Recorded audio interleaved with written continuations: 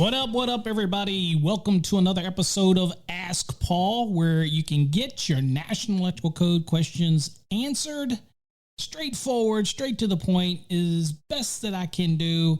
Welcome to the podcast. My name is Paul Abernathy. If you Google me in a minute, you'll find out that I'm also the founder and CEO of Electrical Code Academy Incorporated, and we teach literally thousands of people all over the world. Yes, I say world. We have people in other countries that are in our course learning the National Electrical Code. Again, the NEC is not just a US-based document. It's used all over the world in different places. So there's a strong need for people to learn the National Electrical Code. So that's what we do over on Electrical Code Academy Incorporated. If you want more information on our courses, how to learn the NEC, take our Fast Tracks program, just visit masterthenec.com.net or .org. It really doesn't matter.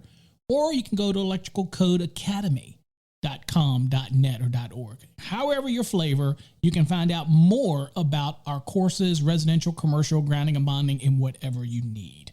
All right, so as everybody knows on this platform, we like to answer questions that people have submitted through our portal. If you're not familiar with the portal, it was created to have an access point for people to ask code-related questions and kind of funnel them into a way that I can get to them without them being mixed into my literally hundreds and hundreds of emails that I get weekly, so that I can make sure that I address those questions for our listeners and for those that are interested in learning more about the National Electrical Code. So go to www.paulabernathy.com. Again, it's on Ask Paul forum over there on paulabernathy.com. It's a real easy, painless way to submit questions. And they go to a special place in our CM, the customer management system, and I'm able to actually get there a lot quicker. And again, it allows me to answer those questions via email, as well as on the random occasion, choose a really good question or two to use in our weekly podcast. So today's episode, we're going to be answering a couple questions. And I think that these feel like I've answered these at some point somewhere in the last 20 years. I've been answering questions like this, but it's a great question. The first one up is really talking about, let me set the picture here.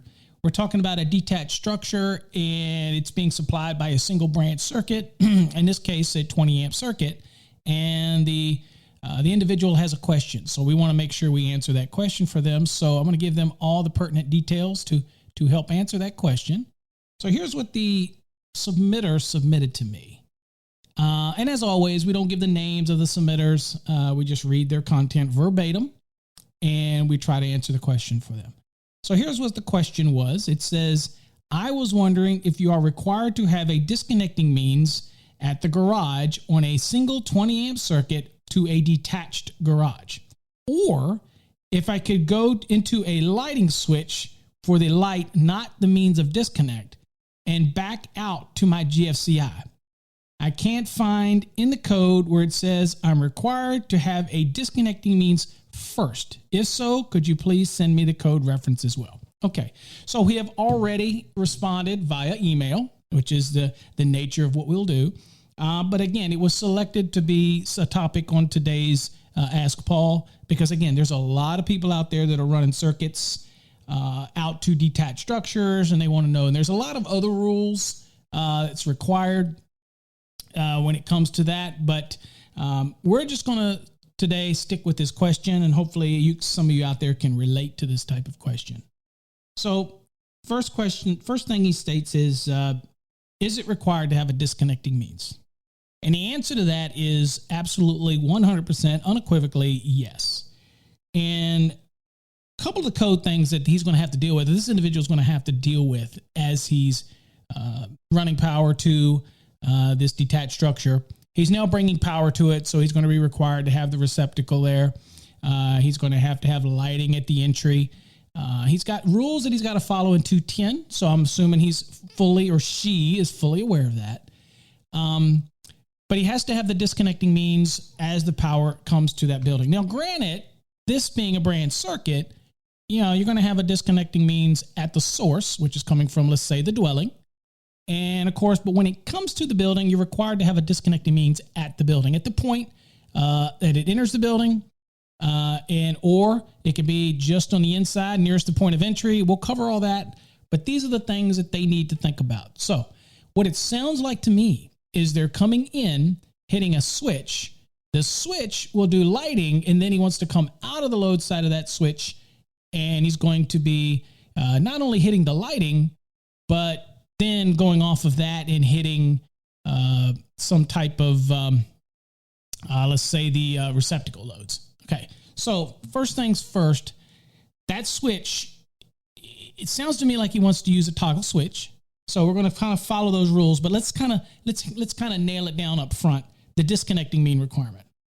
So in his question, is he required to have a disconnecting means? And must it be hit first? Well, even in his description, it sounds like it's being hit first. It's coming in, hitting the switch on the line side, and then the load side of it might be going to the lighting. Okay, if you cut that switch off, it still kills the power on the load side of that disconnect. Okay, which is what the switch is in his example. Okay, not how I would do it. Right, I would dedicate the switch for this purpose, and then the load side of that switch, then I would use that, and then I would hit my other loads, lighting. So if I was doing a lighting and then a receptacle, I'd probably come in and hit a 2-gang box. I'd have the first switch is simply the disconnecting means. I'd label it as such. And then coming out of that, I would hit the line side of another switch, and that would be the lighting. And then, of course, out of the load side of that switch, I would also be, tapping and then going and hitting my receptacle loads and GFCI accordingly. The thing about it is, from the surface, it doesn't really matter that they come in and hit a switch and on the load side hit lighting. If that switch is going to be flicked on and off to control the lighting, anything on the load side of it is still controlled by that switch. So that is the de facto disconnecting means, okay, in this design. So you are actually, in how you described it, your disconnecting means is actually the first thing that you're hitting in your example. So you actually are doing it. You're just choosing how you come out of the load side of that switch. Okay, so we want to address the issue of whether or not that switch can be a disconnecting means to this detached structure if it's a 20 amp branch circuit. So the first thing I draw your attention to is the need for a disconnecting means under section 31 of Article 225. Now, 225 deals with the outside branch circuits and feeders, and we're specifically talking about the disconnecting means requirement. And here's what it says. 225.31 disconnecting means says means shall be provided for disconnecting all ungrounded conductors that supply or pass through a building or structure. So it is being supplied by another structure. The disconnecting means is required at this structure. Okay. Now, where at this structure becomes the next question that's kind of entwined within the question that the individual is asking. And that is when you're going to look at 225.32. This is the location of that disconnecting means that you're calling right now just your switch. Now, in your email, you say that it's not being used as the disconnecting means. Wrong way of thinking. Yes, you're using it as the disconnecting means. It just so happens that your lighting is being controlled simply by the same switch. Think of it this way. You go into a commercial building, and a lot of the lighting in a commercial building is controlled by the circuit breaker. There is no independent switches, right? Same concept. It's still a switch. It's still going to control the lighting, but you're not coming out of that breaker and hitting a snap switch and then going up to the lighting. You with me? Okay, so I'm okay so far with what you're talking about. So let's talk location of where this disconnecting means has to be. It says 225.32. Oh, and I should say this. I am using always the latest published edition of the National Electrical Code. From time to time, I get comments where people will post and say, well, it doesn't say that in the 2017. Look, it's up to you to know which cycle you're on. I am always using the latest edition that's published in any of my recordings, any of my videos, unless I state otherwise. It will always be on the most relevantly new edition that has been published. In this case, the 2020 edition of the National Electrical Code. So 225.32, it says location. It says the disconnecting means shall be installed either inside or outside of the building or structure served or where the conductors pass through the building or structure. So it has to be outside or it can be inside, but it has to be at the point where they pass through the building. Okay. Now, getting more detail on that, it says the disconnecting means shall be at a readily accessible location, which is different than just being accessible. It's just readily accessible. Again, jump over to your Article 100 and look at the difference. So again, cable being reached without climbing over, climbing under, things like that. It has to be readily accessible location nearest the point of entry of the conductors. So this would be conducive to coming up to the building, coming up and then going into a box. And then that switch, in this case, he's using, say, a snap switch. It's coming into the line side of that snap switch. That if you turn that off, that disconnects everything on the load side of that snap switch. You're effectively disconnecting power to the building. Okay. Now it is all the way up to that point, which, to be honest with you, you could still go and turn it off back at the host location, back at the source. But we're talking about the ability to disconnect this separate structure, and you would be able to turn it off at that snap switch. Understanding that it's still going to be live up to the line side of that snap switch. So again, the savvy electrician knows this, and this would be the same if it was the same if you had to run a feeder to it. You'd still have to be live at the feeder unless you went back and cut it off back at the source. Okay, so all the things being the same, a lot of times people get lost in the relevancy of the switch versus a panel board inside of a cabinet. Same concept. The line side is going to be hot. All right, it's the line side of that panel board, but it's the load side of the source's circuit breaker that's supplying power to that detached structure. But in our case, we're just talking a simple 20 amp branch circuit, which is permitted. If he's done his calcs, he knows what he needs. That's all he needs. So we're talking about the location. So it has to be, this disconnect has to be readily accessible, nearest the point of entry, all right, of the conductors. Now, it also goes in this last line, which is pretty important because we have to determine what's considered outside of the building. And sometimes if you go underneath the building and you have a certain depth, you can be considered outside of the building. So this sends us to the rules in 230.6. Now, the rules in 230.6 talk about what you can do to be considered outside of a building. And if you're outside of the building, you haven't entered the building yet. So here, there's a bunch of rules, whereas you can under not less than 2 inches of concrete beneath the building or structures can still considered outside of the building. So you're going under it, and then you pop through, and then immediately after you pop through, nearest point of entry, you're going to have to go into your overcurrent device or in your disconnecting means and whatnot. That's what you've got. You've got conduit under not less than 18 inches of earth beneath the building. So as long as you're down between 18 inches, and again, at some point you do have to turn and come up. So we're talking about the portion that runs under the building. All right.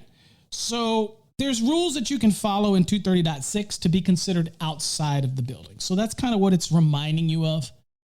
That now, if you're running it outside in the trench and you come up on the side of the building, the point of entry is either outside or the moment that you poke through into that structure.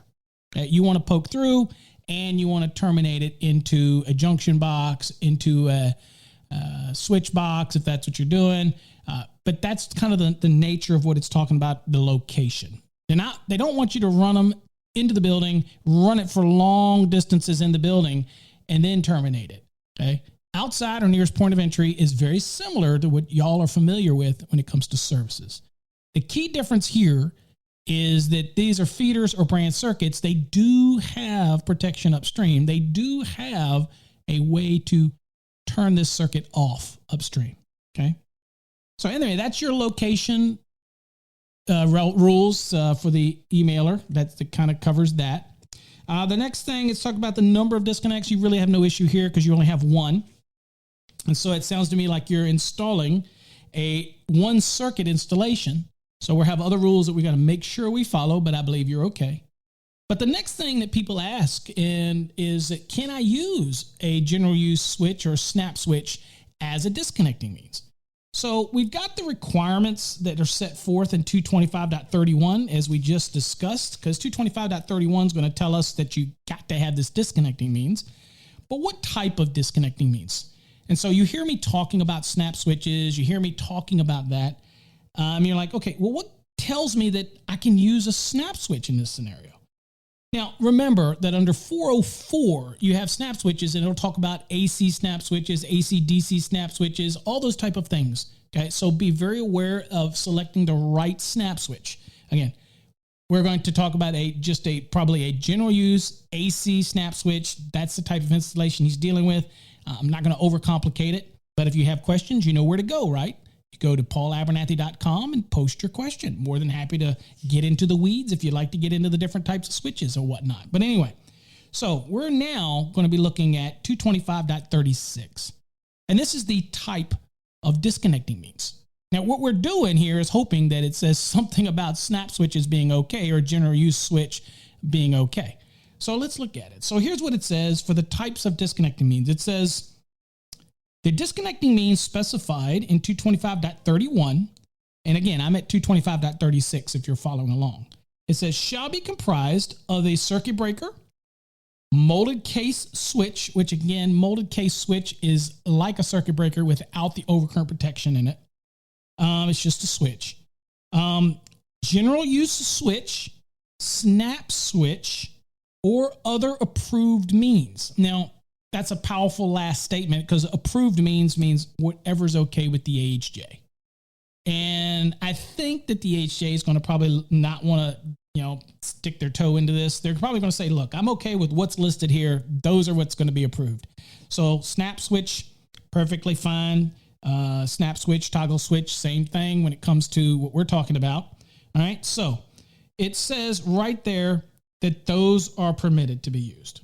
Okay. Now, the last thing that we want to look at is say, okay, I see that I can use this snap switch or general use switch. And also a general use switch could be a simple knife switch as well. So you have other options that you could put at this building. Again, there is overcurrent protection upstream here. So really all we're doing is the disconnecting means component here. All right. It's going to be very limited by the load because of the overcurrent device that's supplying this branch circuit to this detached structure. Okay, keep that in mind. All right, so what are we dealing with here? So we have only one circuit running to this detached structure. So we have to look at 225.39, and that is the rating of the disconnect now. Now it says a feeder or branch circuit disconnecting means shall have a rating of not less than the calculated load to be supplied. So we're assuming that this individual knows what's going to be in their detached garage. And it says determined in accordance with part 1 and part 2 of Article 220 for branch circuits. Okay. And part 3 and part 4 of 220 for feeders, not the case in our situation. Of course, then it says part 5 for farms, not the case in our situation. It says where the branch circuit or feeder disconnecting means consists of more than one switch or circuit breaker as permitted in 225.33, combining the ratings of all switches or circuit breakers for determination of the rating of the disconnecting means shall be permitted. That is basically if I had a 4-circuit panel or whatnot, and they were 15 amps each, and let's say it had to be all other, I mean, it wasn't a dwelling, it wasn't a 1-circuit or 2-circuit, then I could actually add up the 4 breakers. 15 times 4, that'd be 60, and that would meet the requirements of 225.39D for all other, like this detached structure would be. You with me?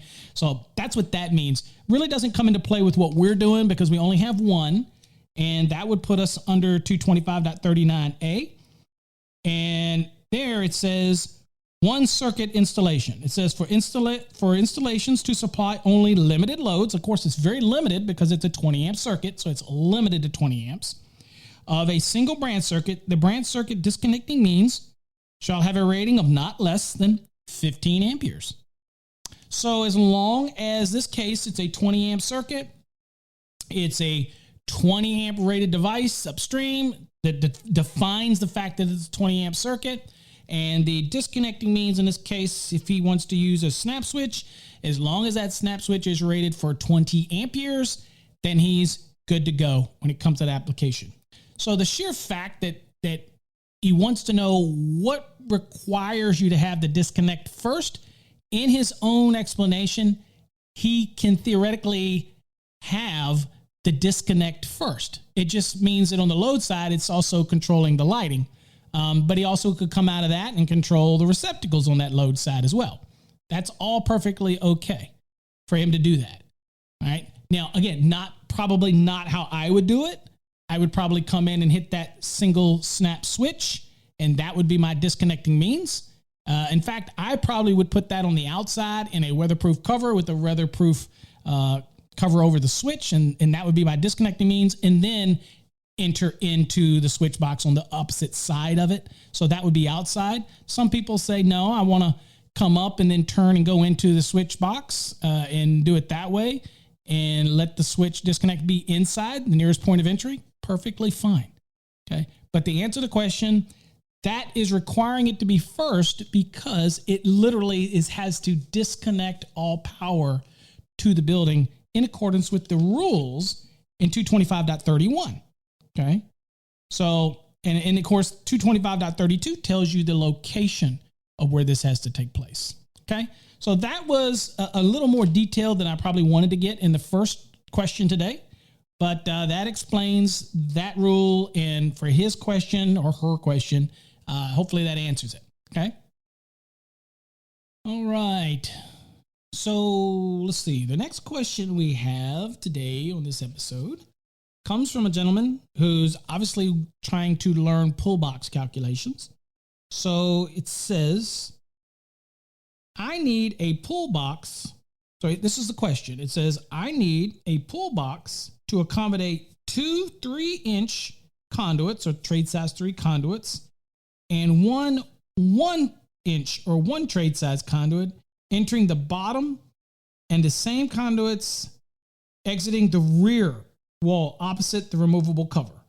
What size box should be used? Okay, so let me kind of paint this mental picture. I've got a box, okay, an enclosure, and he's coming in from the bottom with 2 trade size 3 conduits and 1 trade size 1. So in the bottom, he's got a 3 trade size, or we'll just, for what everybody's familiar with, we'll say inch because you're probably more familiar with that. So I've got a 3-inch, a 3-inch, and a 1-inch coming in the bottom.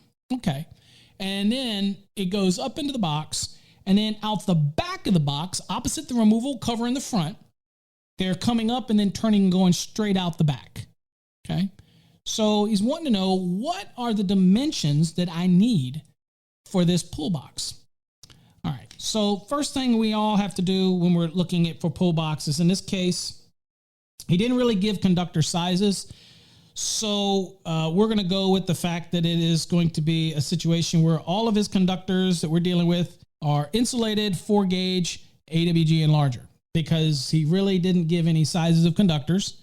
And if they were smaller than 4, then you would be dealing with 6 and smaller. Then you're going to have to follow 314.16, and you're going to have to come up with the cubic inches and yada, yada, yada. So this sounds like, because of the size of the raceways, that we're going to be dealing with 4-gauge and larger. So that's going to take us to 314.28. Okay, for you junkies that are following along in your code books, this is dealing with pull and junction boxes and conduit bodies.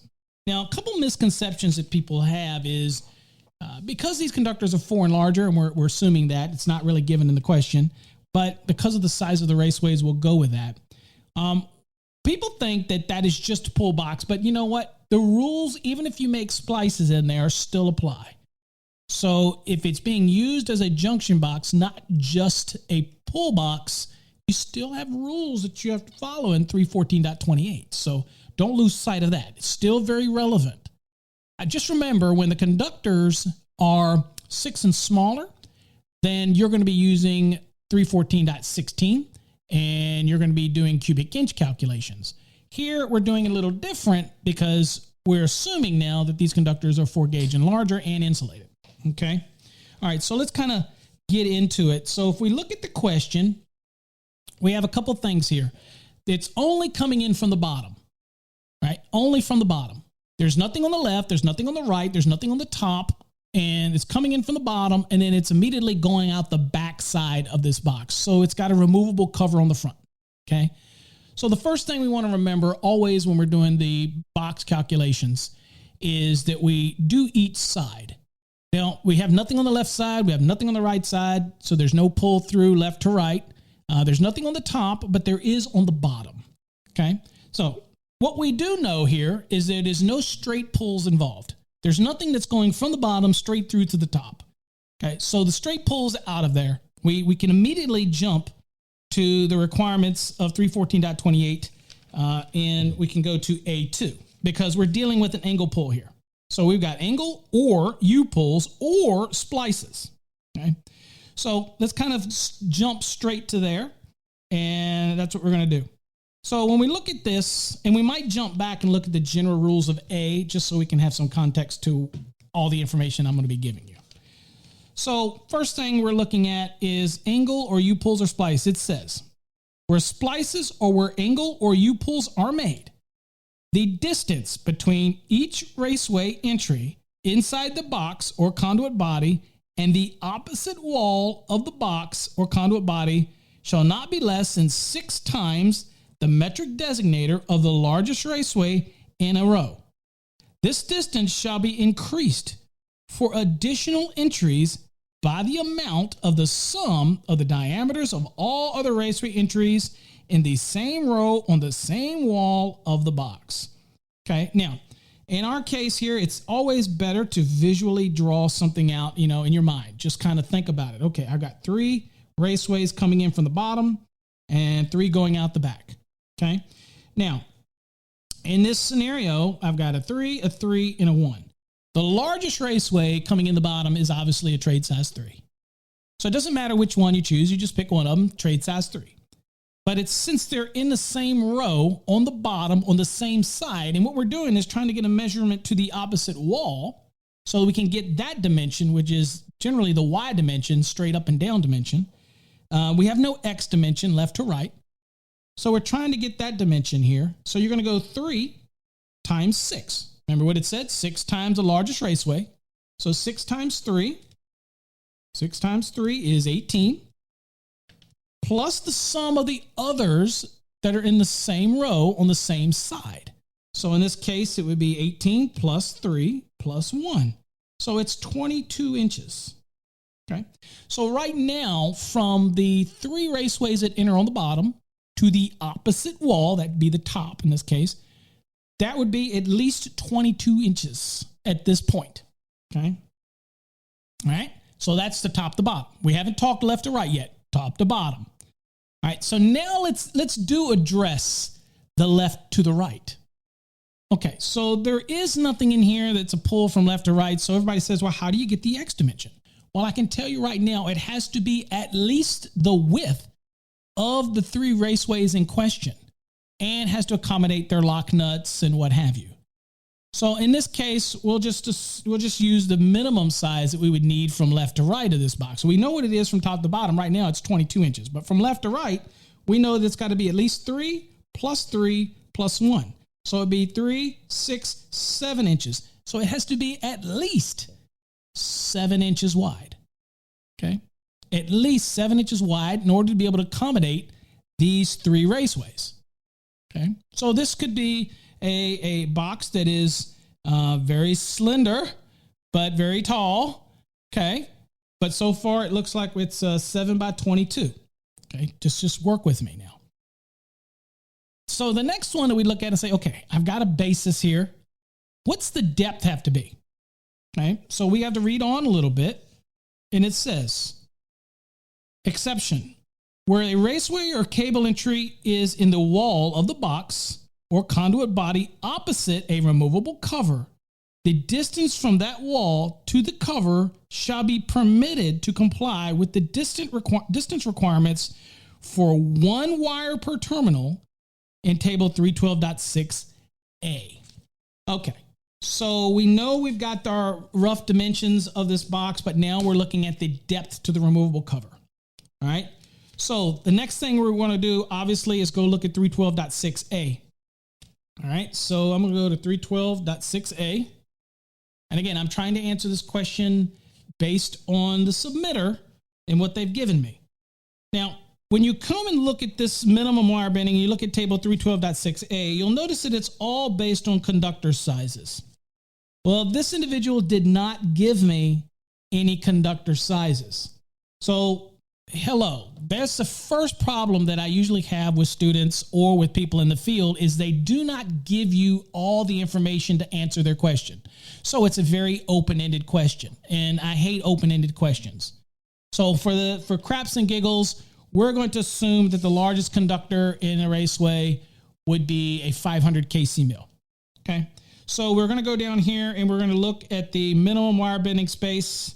We're looking at table A, which is what it told us to go look at in the exception that's under 314.28A2, if you're following along. And we go down and we're going to assume it's copper unless stated otherwise. And we go down to 500 kc mill. We go over and it says 6 inches. That is using the number 1, which is 1 wire per terminal, is that's what it told us to do in the exception. And that would be 6 inches. So in our case here, if the conductors were 500 kc mil, the largest conductor out of these sets here that are probably going into 3 trade size 3s and this whatever's in this trade size 1, which is obviously going to probably be smaller. But the largest we're dealing with is going to be a 500 for an individual conductor. So that means that this box would be 22 by 7 by 6 inches deep. Okay. So again, that's assumption because they didn't give us the conductor sizes in here. So be very aware of that when you're submitting questions. You know, you got to give us all the details. All right. So we'll go with that. Now, you might think, well, I'm gravy then. Okay. As long as it's 7 inches wide, and I'm probably going to make it 12 just to be safe. And I'm going to do 22 inches tall because you probably can get standard boxes this way.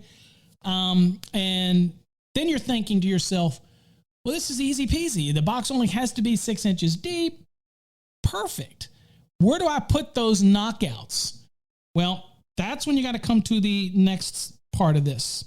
It says, the distance between raceways entries enclosing these same conductors shall not be less than 6 times the metric designator of the largest raceway. Okay, this is something that you have to think about where you locate these conductors, okay, or where you locate these knockouts. So in this case, I'm going to put these knockouts that go out the back closer to the top of the box. Why?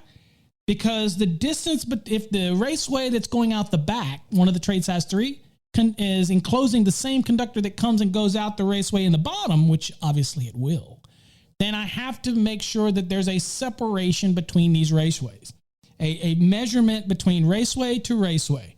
And it says the distance between the raceways that enclose the same conductor shall not be less than 6 times the metric designator of the largest raceway. So they were trade size 3 was our largest, right? So 3 times 6 is what again? That's right, 18 inches.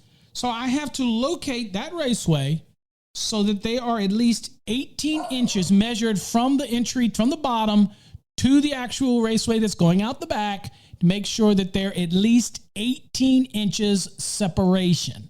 That's going to allow me to bring those conductors in and turn them adequately and get them in the other direction. Now, let me talk practical for a second. It is probably going to behoove you to be a little deeper than 6 inches than what's required in 312.6a. But that is up to you. You're permitted to follow these rules here. That's a permissive statement. For me, I'm going to go deep enough that I make sure that I don't have any problem changing directions of these conductors. Another thing I will tell you is when you're doing this, and this is just from my experience, put your knockouts on the bottom closer to the front of the actual enclosure where you have the removable cover so that you have the full aspect of going straight up and then turning and going out the back of that enclosure near the top. So you get all of that room to make that radial bend. Okay. But that's the things that you have to think about in the real world when you're doing an installation. But I've seen a lot of people make a mistake and put the raceways from the bottom and then go out the back of the enclosure at the bottom. And then they end up having to bring the conductors up and loop them around. And they forget the fact of this rule of the separation between raceways. So if I had to tell you this and I were to say, okay, well, since the box, our guesstimate here was 22 by 7, if I had to take 22 and I'm going to minus 3, that gives me 18, that gives me 19. So as long as I install those 3 trade size 3 raceways out the back, as close as practical to the top so that I can still get a connector on it, so I can still get a lock nut on it, then I could be okay. Otherwise, it might make you have to increase the box to maybe 23 inches in order to get that 18-inch separation between raceways. So again, these are a lot of things that you might take for granted, but you really do have to think about in your installation. Where these knockouts are going to go. Okay, all those things are critical in your application. So anyway, that's I gave 2 questions today. Usually we do 3, but again, that's about the best we can do for today. Again, I like to keep these things under an hour, so 36 minutes or so. So hopefully you got something out of today's questions and answer session at Ask Paul. If you have got any questions, feel free to visit us at www.paulabernathy.com. You're more than happy to submit questions to me, and I will get to them in an email, but I will also answer a select few on the air for upcoming podcasts. And if you really are struggling with passing or learning the National Electrical Code, check out our Fast Tracks program. The platform was built on one of the most popular books out there, Charles Miller's Illustrated Guide, that we have converted into an online course with interaction and questions. And you also get a bonus of joining me on Wednesday nights, where you can ask me any question you want, any calculation you want, and we will break it down. And I answer questions that you might have in the Fast Tracks program. So if you're interested in that, go check out our exam prep courses. And it's not just for exam prep. It's for learning the NEC. If you want to get a better knowledge of it, check it out. It's called the Fast Tracks course. Check it out over on our website, masterthenec.com, .net or .org, or electricalcodeacademy.com, .net, .org. You can find out more about that. Till next time, folks, stay safe. God bless.